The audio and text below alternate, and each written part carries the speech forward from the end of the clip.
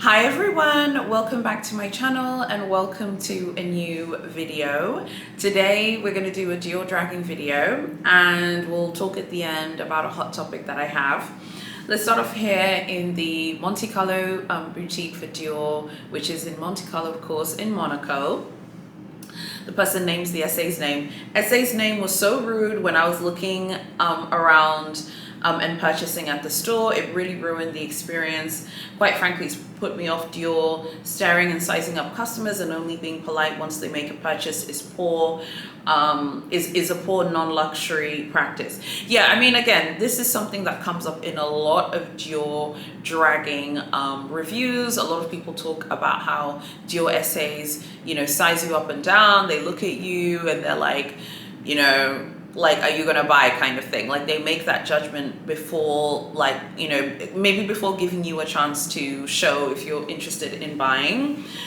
So the fact here, she's like staring and sizing up customers and only being polite once they make a purchase. This is definitely something I think we can all attest to. Like, once you buy something, they're like really nice to you and stuff, like in any luxury brand. But as I always say, particularly for the European scene, always say first what you're going to buy, or highlight that you're buying something today. I have found that in Europe that works a lot to like make the SA be nice to you versus like not signaling to the SA earlier on that you're going to buy something. I feel like that also can create this kind of situation where the SA doesn't know if you're going to buy something, so they might be less interested to provide really incredible service. Whereas if someone knows you're going to buy something, they're like, okay, cool, I'm making money for the boutique today, I'm doing my job because the person is going to buy. So yeah, this person got dragged in the Monaco store. I mean, honestly, like, I've watched documentaries about Monaco. I haven't been to Monaco yet, but I've watched documentaries about Monaco. People look snatched, honey. People look well dressed. People are driving Ferraris and Porsches and all the rest of it. People look snatched in Monte Carlo and look really glamorous and really pulled together. I can imagine that this boutique is used to seeing people looking snatched, honey, looking pulled together, looking glamorous, looking very glossy. So I feel like if you go into the store and you look, you look just like, I feel like, at this point it's like a recipe for getting dragged. I'm just saying there's certain places you should understand like where you are and kind of get a feel for, okay, I'm in a really like fancy place, let me, make an effort and put my best foot forward kind of thing to avoid getting dragged. But that's just me. The next location is the Dior boutique in Geneva in Switzerland. This is on the Rue du Rhône, which is like the really famous shopping street in Geneva. It's kind of like the Avenue Montaigne in Paris, and it's kind of like Fifth Avenue in New York in the US. The saleswoman looks down on you and is not friendly at all. Mediocre service, as if we couldn't afford the bag. This client is writing in French.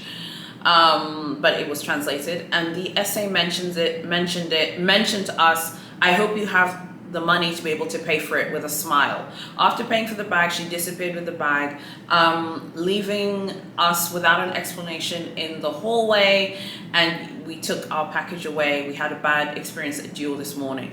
Okay, so there are a few things here. First of all, because Geneva is a French-speaking city in Switzerland. Switzerland, they speak 3 languages. Speak French in Geneva, they speak German as well in Zurich. They also speak Italian as well. And this client sounds like she's a local client. So like a lot of people like discussing the store have talked about how, yeah, like you get dragged and they look at what you're wearing, they kind of like size you up kind of thing. But I think asking a client and kind of saying it in a snarky way, like, oh, like a rhetorical question, like, I hope you have the money to pay for it, with a smirk, that is not cool. And that is a horrible feeling. Again, these are horrible, horrible, horrible feelings. We've all been there. I've been there. I've had an experience like this, not at a luxury store, but at a non-luxury store.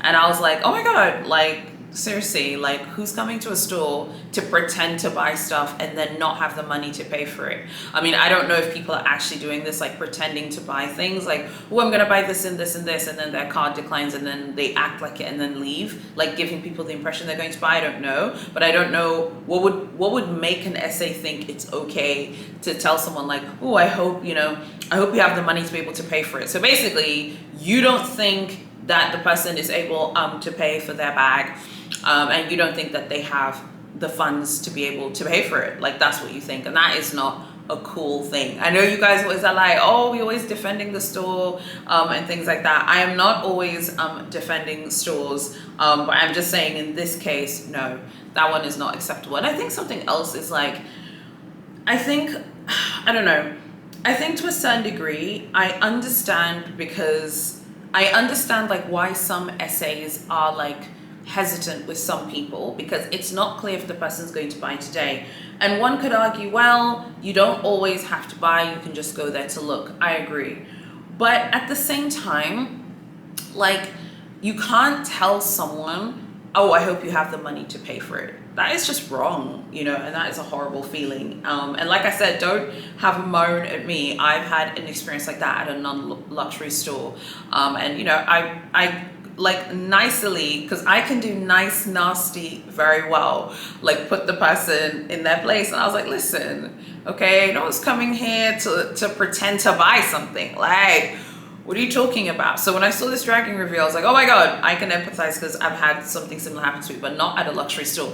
And the reason for that is because I always highlight at the beginning, hello, I'd like to buy something today. Like, wherever it is, it doesn't matter how small it is. I'm not going to be like, oh, I'm just thinking, I'll let you know, and then pretend to buy and then not buy, you know. Tell me what you think about that one. That one's pretty outrageous. Oh, and I forgot to ask you to like the video. Please like the video, subscribe to my channel, hit notifications, all that stuff. Follow me on social media, it's all links below. The next dragging review is from the Dior flagship on 5th Avenue in Manhattan, in New York, in the US. Don't get fooled by the 5-star reviews. This location has the worst customer service staff. They're extremely rude and dismissive. They only hire, the only nice people there are the security. The salesperson that was assigned to me scanned me from head to toe. The Dior dragging, honey, when the Dior essays are looking you up and down to look at your outfit, strikes again. I'm going to call it the Dior scam, okay? When you go into Dior and the Dior essays are looking you up and down like, girl, bye. But actually, now, to defend the essays a little bit here, I don't know if it's a really malevolent thing, because I've noticed a lot of people mention it in the Dior dragging reviews all over the world. They say the Dior essays look you up and down and they judge your outfit. They might be looking at you because they want to figure out your style so they can figure out like what to offer you in the store. I don't know if it's necessarily a malevolent thing. Also, I'm not trying to be funny. I'm someone who, I'm not like, I don't know about you guys, but I don't live in my head all the time.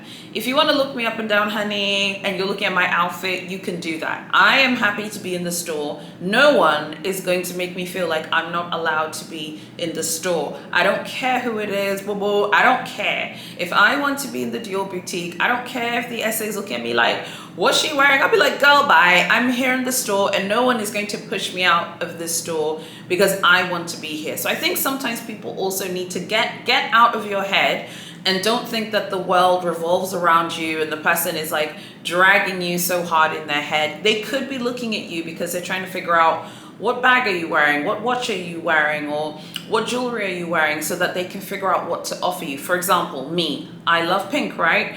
I wear a lot of pink. I love the color. It's my favorite color. I have a lot of pink accessories.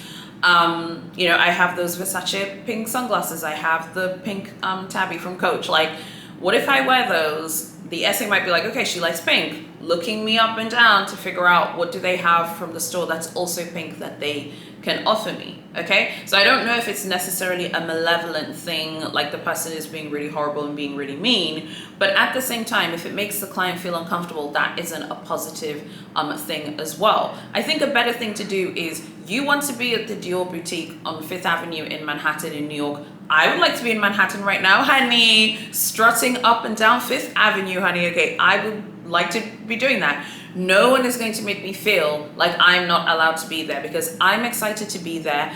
I don't get it when people get really upset about a specific essay and then are like, I'm never going to the store again. Unless you're being profiled with the R word. In an R situation, yes, I'm never going back to that brand to give it my money. But if there's like a rude essay, girl, bye. I'm still going to go to the brand and work with someone else and go to the store because I'm excited to be there and I'm allowed to be there. I'm not going to make someone feel like they can make me feel like I'm not allowed to shop in the store. So when people say things like, oh, the person, you know, looked down on me and they made me feel bad about themselves, you know, I don't know, just kind of, you know, cheer up a little bit, believe in yourself. And I'm going to sound like Tony Robbins now, again, like, oh, believe in yourself, you're worth it and all this stuff, but you are. So why would you let someone make you feel bad? And also, how do you know that they're giving you like a dirty look? I mean, I guess if someone's giving you a dirty, raggedy look, you're gonna know because it's so obvious. But I think people should kind of get out of their heads a little bit, enjoy the shopping experience and buy the things that you're after. Let me know what you think about that one. The next dragging review is from Dior in Selfridges in London in the UK. My experience with Dior in the past has been fairly good, but I felt compelled to leave a poor review based on my abysmal experience. I went into this store today and asked if there was a sign-up/queuing system for anyone who required assistance from an SA. I was told to wait by the entrance for a lady who was almost finished and she would then come to me. After 10 minutes of waiting, I saw another lady enter, admittedly looking much fancier than me and with more designer gear on her. And to my horror, the SA decided to go straight to help her, even though I was there first. I felt discriminated against based on my more common appearance and walked straight out. I feel like SAs sometimes really need to stop acting like they're doing us a favor by serving us and treating certain customers better than others. Yes, we want your help, but you need us more than we need you. Ooh, I don't know about that, boo-boo. This is Dior, honey. This is a $1 billion brand owned by LVMH. I don't know about that. But okay, so again, the Dior scan strikes again. The SA saw someone who was wearing designer items and wanted to serve that person because they felt like that person was going to spend more money. That's potential number one. Or potential number two is the Dior SA perhaps knew that client, and that was like a VIP client who was walking into the store, or a loyal client who's known to the brand and known to the boutique. And they want to, you know, help that person. So they're like, okay, well, I don't know you. I don't know if you're going to buy anything. I don't know what's going on with you. Whereas this person, if they know them, is like my client. I know this person, they come to the store often, they buy a lot of things. I want to go help them first because that's a guaranteed commission/sale. Versus you, I don't know you, boo-boo. I don't know you from a can of paint. I don't know what you're capable of. Or the person saw that they were looking really glossy and shiny, honey. Dior is a couture house, as we've said, and they had designer items on them. And then the SA's like, this person might buy things today because they're wearing designer items from another brand. Remember, we've talked about this in I think if you follow me on Instagram, we've talked about outfit bait. And bait as like an outfit, like your outfit being a form of bait at a luxury store. Like if you go to a store and you're wearing designer clothes or designer items, whatever, it's like a form of bait. Like for certain SAs want to like help you because you look really nice. It is what it is. This is the reality of luxury shopping today, is that you are judged based on the way you look. I'm not saying it's right. I'm just coming here to deliver the dragging reviews, honey, and then we debrief and we talk about it together. I feel like this is very unfortunate, but I feel like it's probably someone who they know, who looks really nice, looks really glamorous, is wearing designer items, but it's their client that they know. So to this person, it makes them feel horrible about themselves, but I don't know if this was intentional. What should have happened is the SA should have handled this client first before going to handle the client wearing designer items. But it was probably her client, probably someone she knew. Maybe that person had an appointment and the SA wanted to go help them. So you let me know what you think about these dragging reviews, honey, with Dior. Dior, honey, Dior's dragging the girls. Because and in a lot of the Dior reviews, like around the world, people complain about the Dior scan. You know, the SA scanning you, looking at you like, what are you wearing, girl? Like, what do you look like? And people have complained about that. I mean, guys, I'm sorry. Maybe it's because I live in Africa, so like there's no Dior here. There's no Dior in, I think there's a Dior in Morocco, but there isn't a Dior in South Africa, so I can't access Dior. So maybe for me, no SA is making me feel uncomfortable that I'm leaving the store. If it's not an R situation. An R situation, I'm leaving the store, you're never getting my money.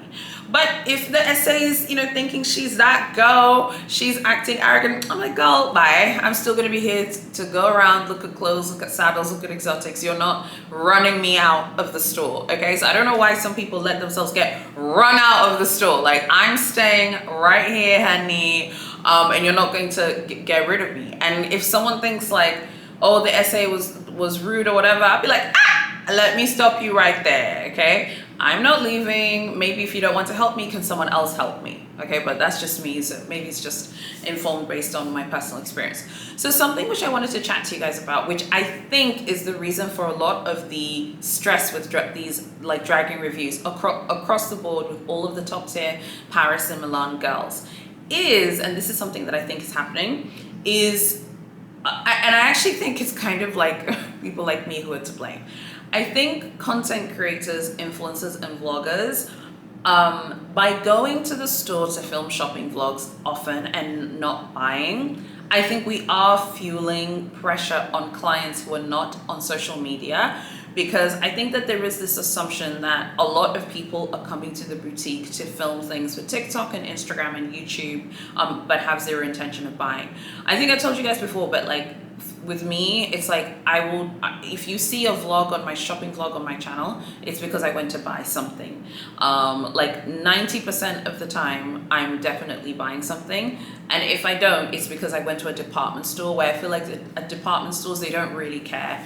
They're more than happy for you to try things on and to look around and not buy, just because department stores have so many international tourists and top spending clients who come from all around the world to shop there. So it's just kind of like, they're like, oh, someone's looking around and trying on speedies but has no intention of buying.